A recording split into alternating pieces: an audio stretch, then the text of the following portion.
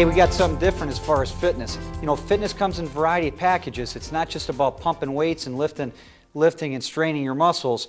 There are many other forms to stay in shape. And to help me with that today, I have Mike Ritter of Family Martial Arts in Lebanon in County Square. And Mike, I got to tell you, I think your place is just a well-kept secret. And it's a doggone shame because you do great stuff. And you know, I see a lot of popularity with Thai Bo and all these kickboxing classes, and I think that's marvelous. But the concern I have is they might not be throwing a punch properly. They might be jeopardizing hurting their wrist, their elbow, maybe their ankle, maybe their knee. So what I wanted you to help me with today is show our viewing audience, with the help of some of your friends, how to demonstrate a kick and a punch properly so people aren't getting hurt as they're doing these wonderful forms of exercise. So what concerns do you have on that? Well, I guess the first thing is the difference understanding of contact and non-contact. When you're training with a bag or a person, if you're going to make some contact, it's different than doing motions in the air with no contact. We'll do striking motions like this, whereas your energy should be going forward so as to protect the elbow, versus locking in energy coming down and hyperextending the elbow. In forms, we'll do it this way, energy this way to protect. In making real contact, if his hand is out here punching at me, I'm going to strike this way. So my energy will go down. But it's protected because I'm making contact, and that's helping the elbow. Same thing in punching. To maintain a solid position here in the socket. If you let your arm come out, you have a chance of hyperextending the shoulder position, injuring the muscles, and taking you out of training. In kicking, we extend the kick. The energy is to be sent forward, but we don't want to hyperextend upward. The energy is always going in versus overextending the upward motion. A lot of times when they're doing a variety of kicks, the roundhouse kick, mawashi-geri, coming into the side and kicking, you'll note I rotate this smoothly. You're balanced on the ball of the foot. I see a lot of people trying to kick like this, and this puts too much pressure on the ankle and on the knee. Again, injuries. Sometimes you'll see people in the Thai Bo classes, most of the time, or a cardio workout, wearing gym shoes on a wood floor. That's disaster.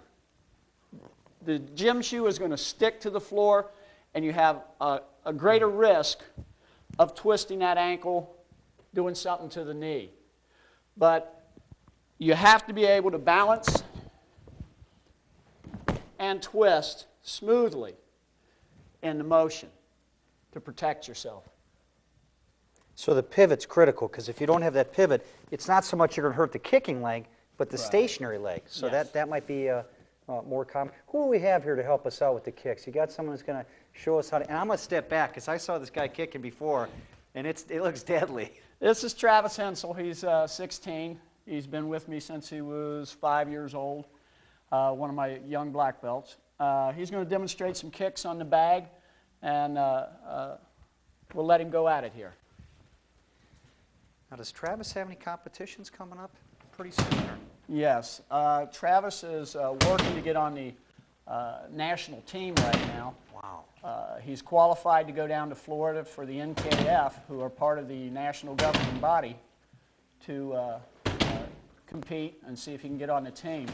We're right in the middle of the competition season now. A lot of events going on every weekend.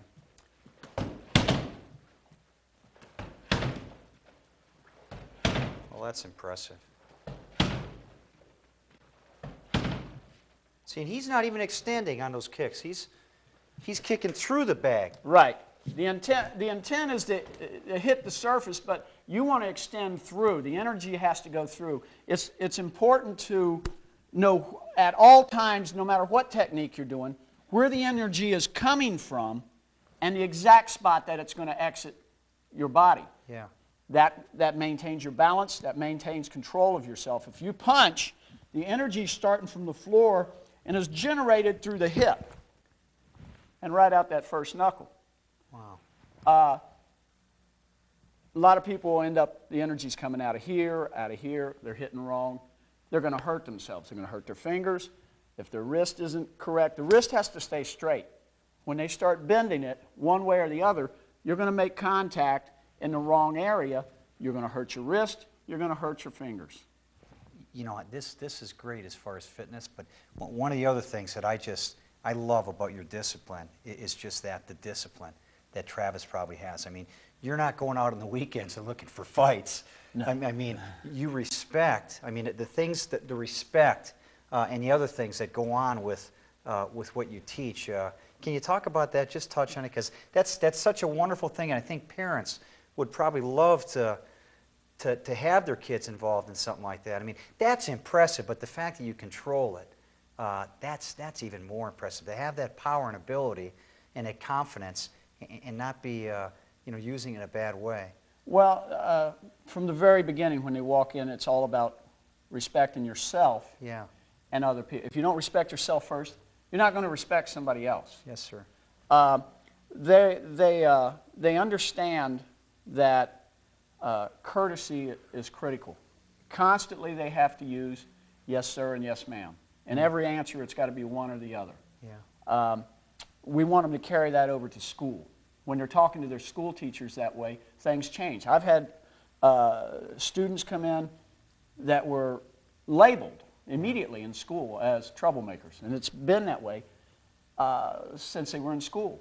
I work with them. My wife works with them. We have them saying yes, sir, and yes, ma'am. The next year they go back to school, and the first thing said to them, they go, yes, sir, yes, ma'am. All of a sudden the teacher's going, there's a difference. Wow. There's a difference. That's wonderful. The concentration and focus, it just constantly gets stronger, so that even if they don't know it when they go to school, they're paying attention longer. It spills over. Yeah. Hey, Travis, thank you so much for your help. Thank you. That's impressive. Good luck in your competition and everything else. Who else do you have for us? You got someone else who's going to be able to show us Shelby? So this isn't just for guys. Oh, no. Okay. No. The women are very involved now. Back in the 60s, it was pretty much men. Okay. And very few children. Now it's everybody, from 4 years old all the way up through grandma and grandpa. What's Shelby going to show us? Shelby's going to hit the bag a few times for us, throw a few punches. Okay, let's bring that back. Travis knocked the bag clear across the room. This is a classical reverse punch used in most of the tournaments. Nowadays they're starting to adjust that, trying to get more variety.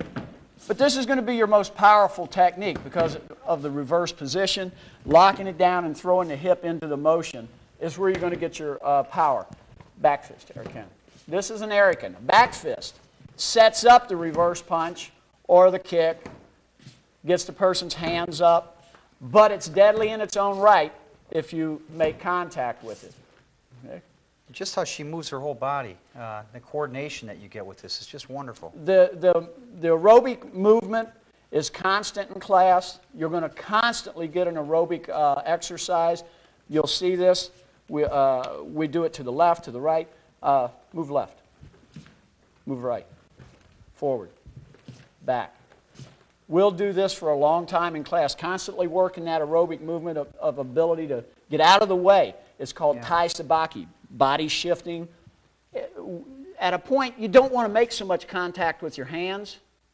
Your hands are used to make the technique. So if you somebody punches or kicks, and you're out of the way quickly and still stable in a good position to deliver a technique, you don't really have to use your hands. You move to target and created an opening on them. Now, how long has Shelby been involved in this? Shelby? 5 years, sir. About 5 years. 5 years. She's NICU, so she's got another 9 months to go for black belt probably. Okay, that's wonderful. Shelby, thank you very much. Great job. That's impressive. Well, Mike, I want to thank you for demonstrating with the help of Travis and Shelby how to deliver a punch and a kick right. Hey, great ideas, the Taibo, the kickboxing. I love that stuff, but if you're questioning whether or not you know how to punch properly, come on down and see Mike. He can share some ideas with you. Mike, if people want to get a hold of you, how do they reach you?